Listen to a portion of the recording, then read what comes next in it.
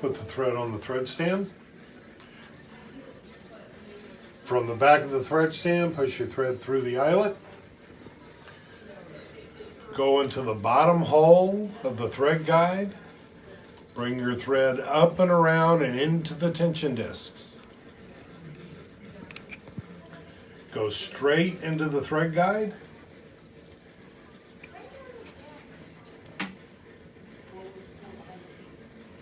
Then into the bottom hole.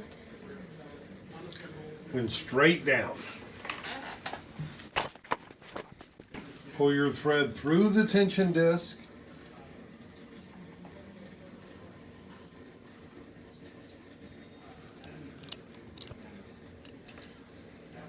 Come around the tension disc, go to the back side and pull it through the spring.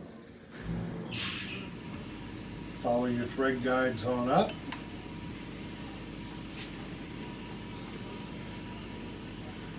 Go into the take-up eyelet.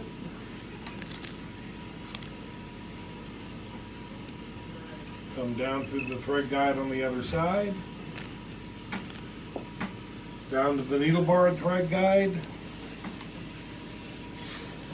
There's a thread guide right on top of the needle. Go through that.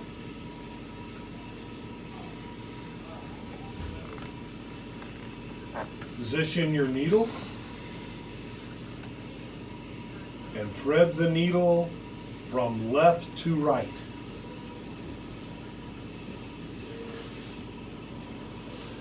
Run the thread through. Your machine is threaded.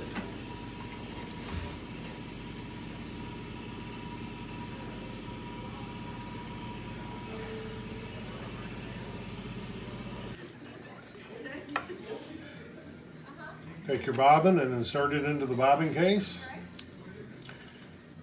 Bring the thread around and through the side guide, up under the tension spring, and make sure you leave a tail hanging out.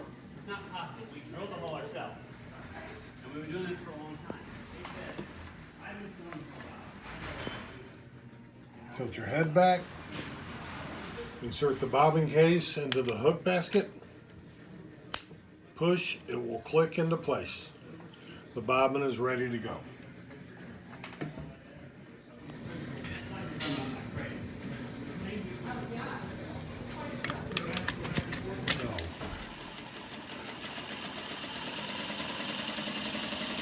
Once the machine is threaded, you make sure you have a bobbin in it that has thread on it.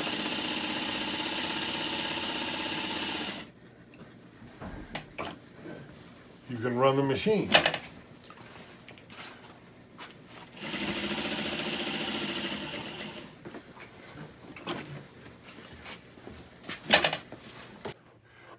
You have a speed control on the front of the motor.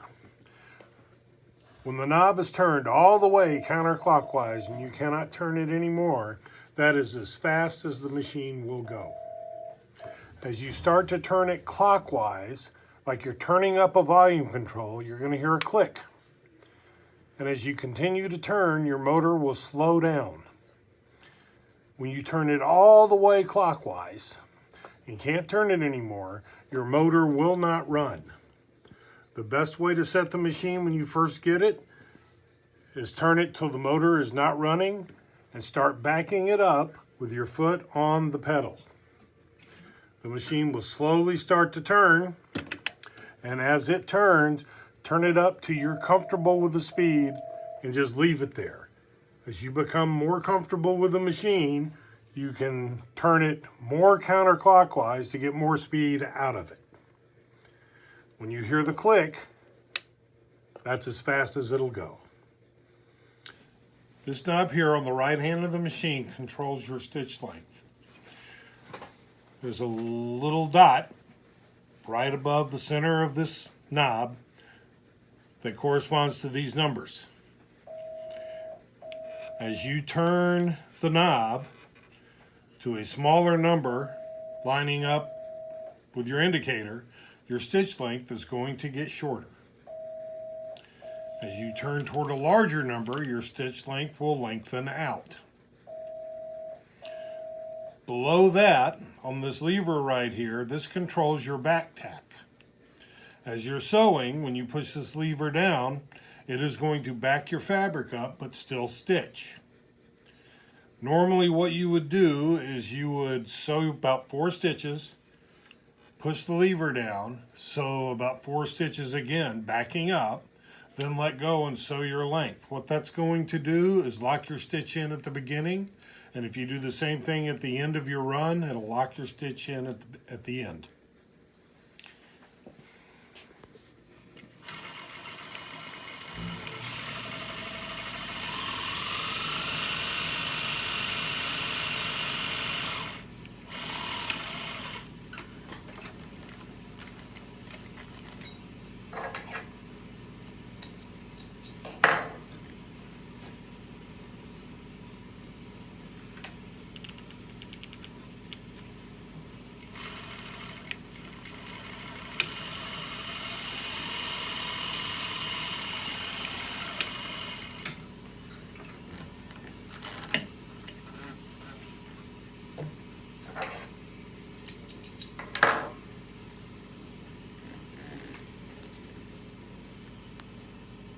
As you can see, you have 2 very different stitch lengths.